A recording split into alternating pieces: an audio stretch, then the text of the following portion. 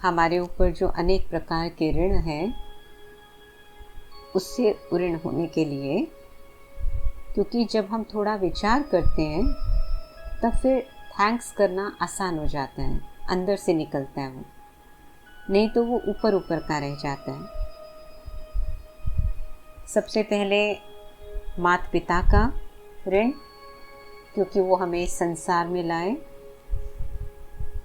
उसमें भी माँ ने हमें 9 महीने अपनी कोख में रखा, अंग संग रखा, हमारा बोझ उठाया, सोते जागते, नहाते धोते, बीमारी में, फंक्शन में, हर जगह 9 महीने तक। आप सोचो, एक वेट को साथ रखना आसान नहीं होता। तो उसके बाद भी फिर हमारे जन्म लेने के बाद हमारा ध्यान रखना, अपनी नींद आराम को छोड़कर उसका त्याग करके हमारी सेवा करना। 5 साल तक तो माता पिता पूरी ही परवरिश करते हैं, उसके आगे भी जीवन पर्यंत ही कहेंगे, भोजन द्वारा, पकवान खिलाकर माँ ने हमारी पालना करी। इसी प्रकार पिता ने हमारे लिए कमाया, भाग दौड़ करी, खुद पुराने चप्पल पहन के हमारे लिए नए जूते खरीदना, हमारे लिए खिलौने, मिठाई, फल फूल लाना, हमारे लिए छुट्टियों में घूमने का प्रोग्राम बनाना, उसके सारे इंतज़ाम करना, स्कूल छोड़ना, मतलब कई सारी चीज़ें आप विचार कर सकते हैं। और फिर दोनों ने ही मिलकर जो एक इंसान के लिए बेसिक ज़रूरत की चीज़ें होती हैं, रोटी, कपड़ा, मकान जुटाना, हमारे लिए हमारी पढ़ाई में मदद करना, दोनों ही माँ बाप हमारी छत्र छाया बनते हैं, अपने से पहले हमारी खुशी का ध्यान रखते हैं, सारा ही दिन हमारी सेवा पर हाजिर रहते हैं। कहीं पर भी हम हैं, उनके अंग संग हम सुरक्षित महसूस करते हैं। इसी प्रकार से भाई बहन मित्र हैं, वो हमारे खेलने के लिए, मन की बातें शेयर करने के लिए, थोड़ा बहुत आपस में थोड़ा खींचातान, लड़ाई झगड़े के लिए, अकेलेपन को दूर करने के लिए, और हमें जीवन में हमारे व्यक्तित्व के विकास के लिए बहुत मदद करते हैं। फिर हमारे शिक्षक जो हमें जीवन के लिए तैयार करते हैं, जीवन की परिस्थितियों को, जीवन में आगे बढ़ने के लिए, कमाने के लिए, अलग अलग चुनौतियों का सामना करने के लिए अपने स्नेह से, अपनी कंसर्न से, अपनी केयर से हमको बड़ा करते हैं। गुरु जो हमें जीवन जीने की कला सिखाते हैं, चुनौतियों को कैसे पार किया जाए, विघ्नों में, समस्याओं में शांति की स्थिति कैसे बनाई जाए, वो गाइड करते हैं। सरकार है, सड़कें बनाती है, सुविधाएं देती है, और समाज जिसमें सभी आ जाते हैं।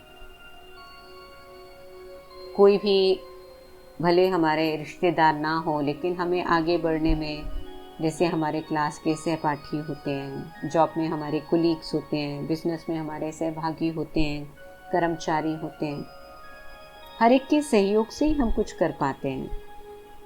और दिन भर में अलग अलग क्षेत्रों में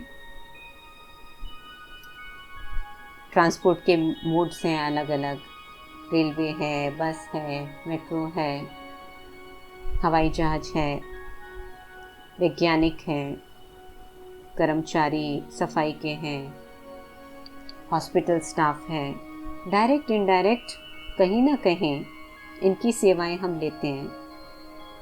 शॉपकीपर्स हैं जो हमें सामान सप्लाई करते हैं, फल सब्जी उगाने वाले किसान हैं। तो अगर हम लिस्ट बनाते जाएं तो बहुत बड़ी लिस्ट है। और फिर हमारा ये शरीर जो हमें हर पल साथ देता है, हमारी इच्छाओं को, ज़रूरतों को पूर्ण करने में मदद करता है। बीमारी में भी काम करता रहता है और हम चाहे इसकी केयर करें या ना करें फिर भी कभी शिकायत नहीं करता। 24 घंटे हमारा साथ देता है। हम इसको इसके माफिक चीज़ दें या इसके विपरीत दें। विपरीत कैसे? मान लीजिए किसी को डायबिटीज़ है और इसको मीठा दिया तो शरीर को कष्ट हुआ ना, लेकिन फिर भी शरीर साथ देता रहता है। कई बार हम अपनी आसक्तियों के वश, इच्छाओं के वश शरीर के विपरीत चीज़ें भी इसको दे देते हैं। तो शरीर का भी शुक्रिया, एक एक अंग हमारे कितना कार्य करता है सारा दिन। और सबसे बड़ा शुक्रिया है उस परमात्मा का। आप कहेंगे परमात्मा का शुक्रिया तो सबसे पहले करना चाहिए। मैंने उसको लास्ट में इसीलिए लिया क्योंकि जो चीज़ साकार है, हम देह भान में होते हैं तो पहले उनके विषय में सोचना आसान हो जाता है। फिर उनके बारे में सोच सोच के जब हम ईश्वर से हमें क्या मिला उसको सोचते हैं तो वो सोचना सहज हो जाता है।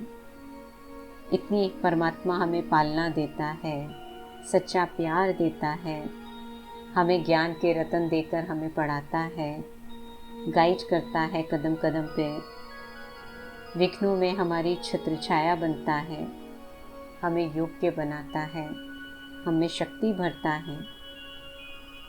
मैंने दो चार पॉइंट्स लिए, लेकिन आप और इसका विस्तार करके इसकी गहराई में जाएंगे। कल तक सारा दिन आप इस पर और विचार कीजिएगा कि कितना कुछ हमें कितनों के प्रति थैंक्स करने की ज़रूरत है।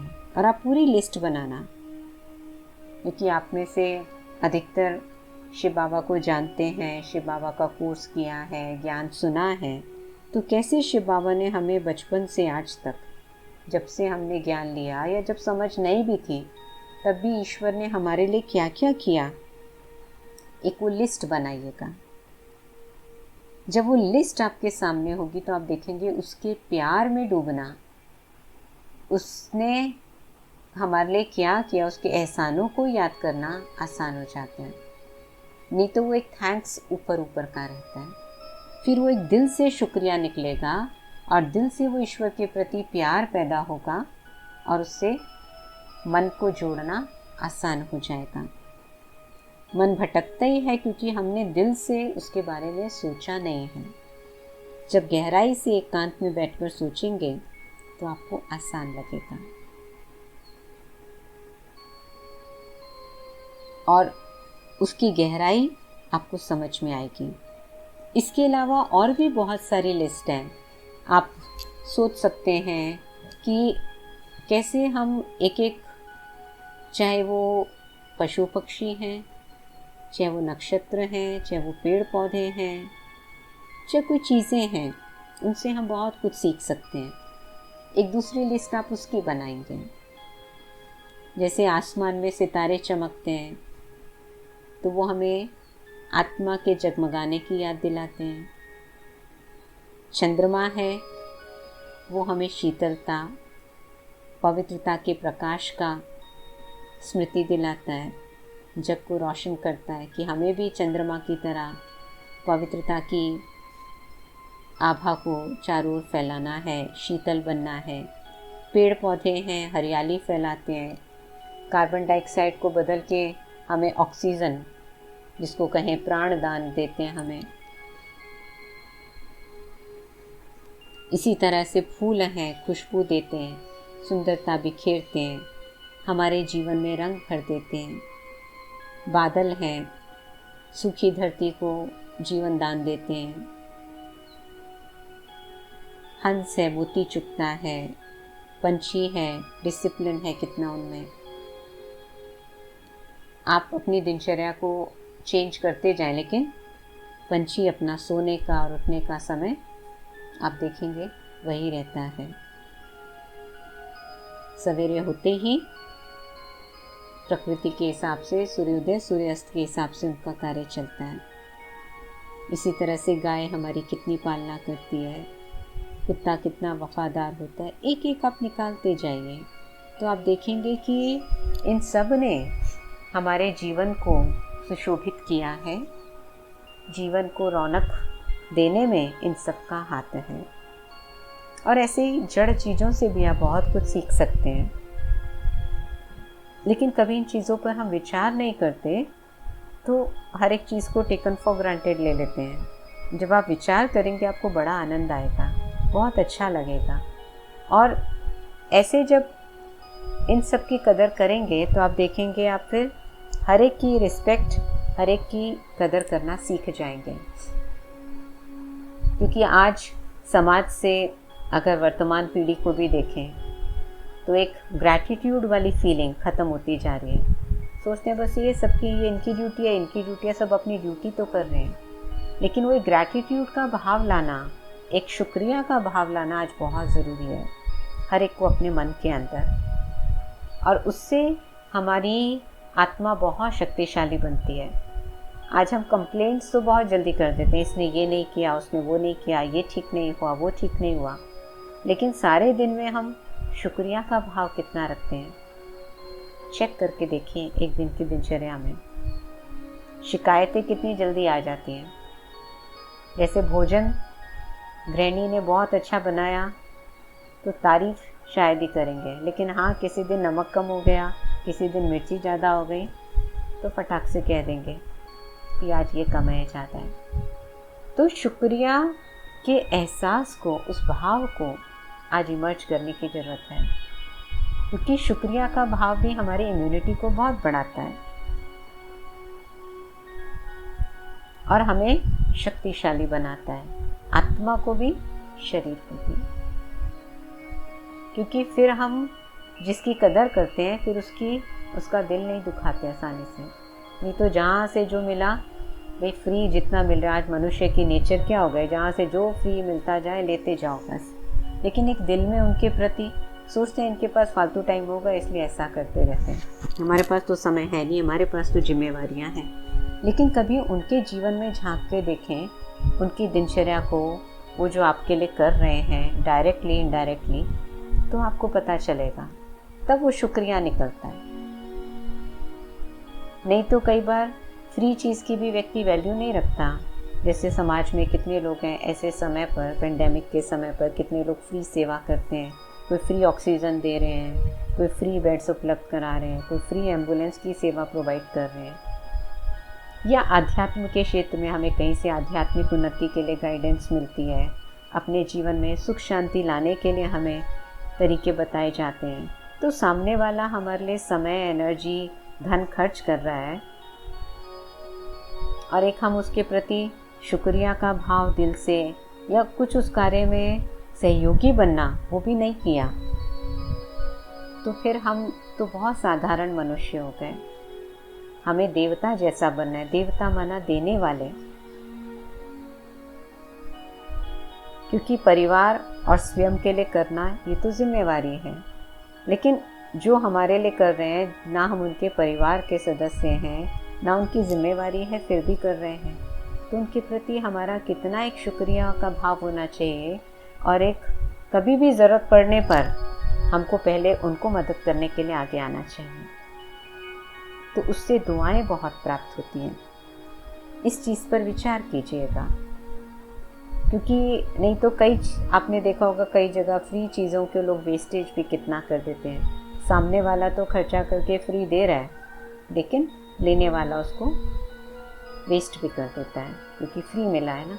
जहाँ पैसा खर्च किया होता है उसकी वैल्यू रखता है, और जहाँ पैसा उसका नहीं खर्च हुआ उसकी वैल्यू नहीं रखता।